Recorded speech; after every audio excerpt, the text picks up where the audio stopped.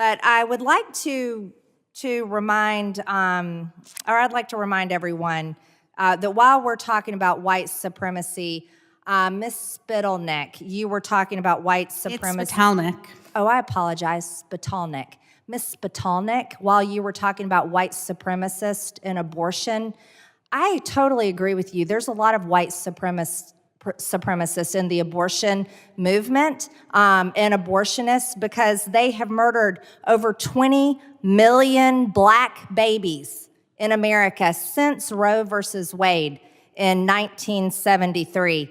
That's on average 900 black babies are aborted. They're ripped apart inside their mother's wombs.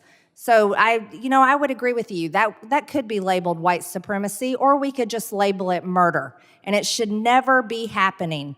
So if you want to talk about white supremacy and the abortion movement, you should really analyze that in your human rights groups that you run as you collect donations from people with your nonprofit. Because I think that is something extremely important to talk about, is the right for those black babies to have lives as American citizens, the right for them to be born, the right for them to be given a chance to live as free Americans instead of murder. You think this is funny, Ms. Spitalnik? Is this funny to you?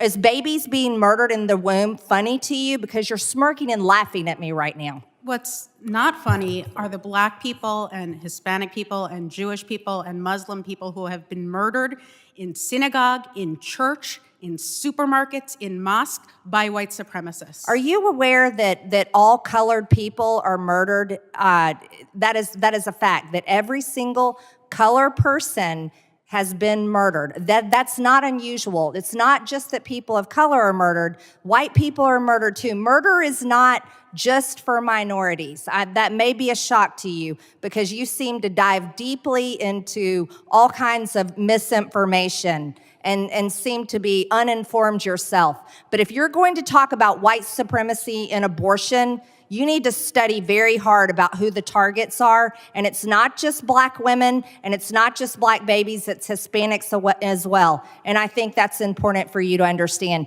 And if you apparently care about human rights and you care about studying extremism, let's have a little talk about extremism, shall we? I think that's important because that's what this hearing is all about.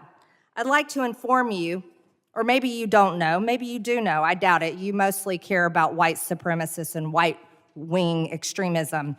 But there's quite a pattern of left-wing violent protests on college campuses today. Ms. Gaines here was a victim of it. Do you support what they did to Ms. Gaines? These trans terrorists chasing her into a room, do you support their movement? I am absolutely sorry that Ms. Gaines felt threatened and unsafe while she was on a college campus, and that's not acceptable. But again, the statistics tell us that when it comes to politically motivated violence, in 2022, every single murder was committed by a right-wing extremist. Every single murder in America was committed by a right-wing extremist? Every single politically motivated murder was committed by a right-wing extremist. Are you sure about that? I am Are you aware that the Tennessee shooter just recently identified as a man and she was a biological woman? Was she a right-wing extremist as well? Gentle lady's time has expired. I'll allow the witness to answer the question. So that was a shooting that happened in 2023. There is no evidence as to what ideology motivated that shooting. And what we do know is that cisgender males are responsible for the vast majority of mass shootings in this country. I'm sorry, I don't know what a cisgender male is. There's only two genders. It's male and female.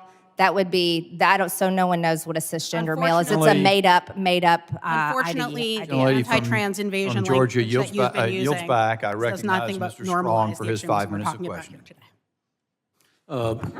Beg your pardon, Mr. Ezell, I missed you over there. Thank you. Thank you, Mr. Chairman. Mr. Erickson, as a sheriff and a police chief and a law enforcement professional,